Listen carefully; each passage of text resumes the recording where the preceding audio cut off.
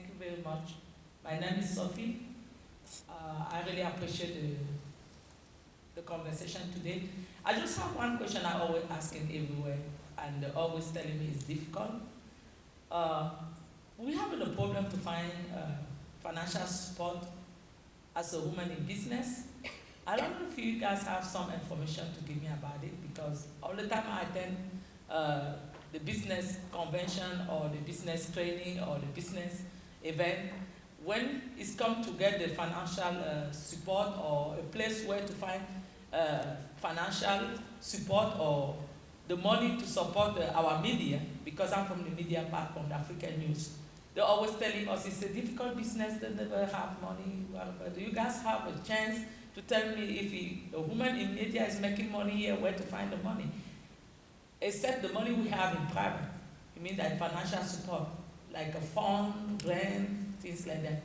I'm from Washington, D.C. Thank you. Do you get me?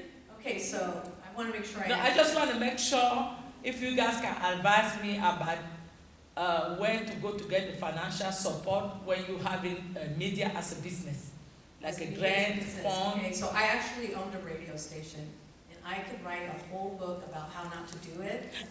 We need cocktails and everything, but I will tell you that it is very, I'm just going to be really honest with you, it's very difficult. At the time when I was going to try to do my radio station, this would have been in 1999, there had already been 2 minority women owners in Sacramento who had failed. So they had already gone out to venture capitalists and got money and had failed. So that made my journey that much more difficult. So what I will say to you is that for financial support, the first thing you probably need to do is go to the SBA and put together a business plan. And they have a thing called SCORE. Small Business Administration. We did all that. Small Business Administration. We don't have none for media. Any media counts as a small business, though. Yeah, and so you just talk to them, they'll help you put together a business plan, and it's not going to be easy. I'm not going to sugarcoat it. It's not going to be easy. You're going to have to try to find investors or some kind of other form of financing to do it. Like I said, I could write a whole book about how not to do it. I ultimately did do it, but I would start at least there, because anybody who you're going to go ask money, me, her, whoever, they're going to see, let me see your business plan. Let me see your projections. How much money do you think you're going to make? How much money capital you're going to need? And I'm going to tell you, my husband and I started several businesses.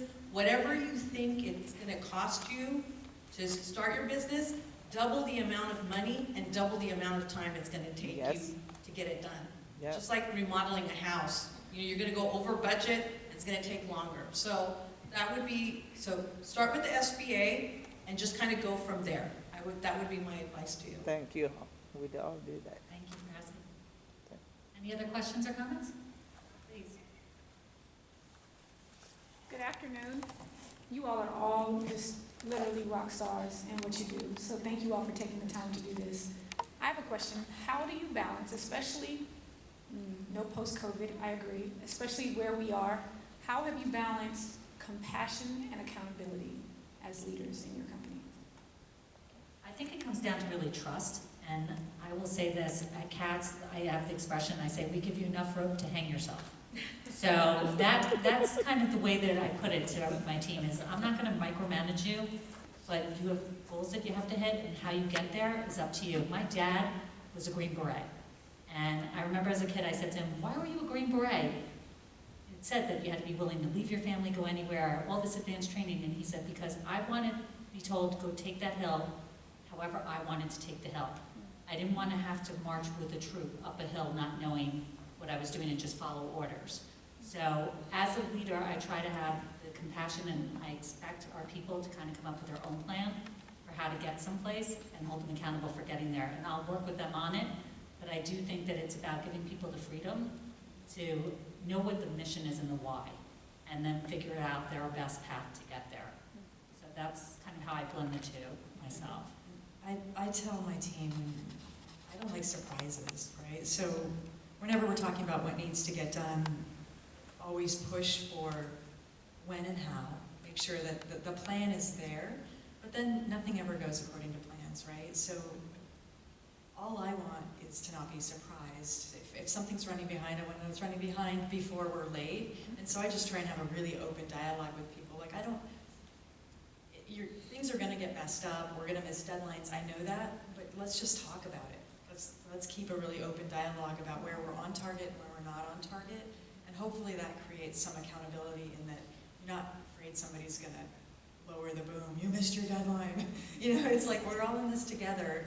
Let's just make sure that we keep to what we said we're gonna do, or else everybody knows why not. Why didn't it happen? I think you have to be able to give your team flexibility, but you also have to give them the expectation. So I always have a saying like, we all have days where we're 10s, man, we're just knocking it out, right? And then there's days that we have like 7s, you know, and there might even be a 5 or whatever. And you know what, I realize that my team is like that, right? They have their days, but the day that I really need you guys to do a 10, you guys gotta bring it. And that's kind of my expectation is like, okay, you know, you have this situation or whatever, but when we need it to be a 10, we all have to be a 10, regardless of what's going on. And I would disagree with totally agree with what you said about no surprises, is, making sure that the team knows you have an open door, and it's okay, I wanna know, I don't want you by yourself in it, bring me in and let's solve for this together. Or if you come with a problem, what are your ideas on a solution? So you're not just dumping all the stuff on my shoulders and then walking out and going home. Not to say that ever happened in my career. I'm like, what is that monkey on my back at 6:30 at night? But definitely just having the, really meaning what I was saying about an open door policy of just saying, it's okay, tell me what I need to know and we'll work through it together. I used to joke that I didn't know when I became a sales manager that I had a magic wand in my desk to make problems just go away. Like, just come on in, give me your problem, I got a wand. It doesn't work that way, right? Don't worry. Like, fill it out. Ting. Okay, it's all better now. Thank you all, great answers, thank you. Great question, thank you.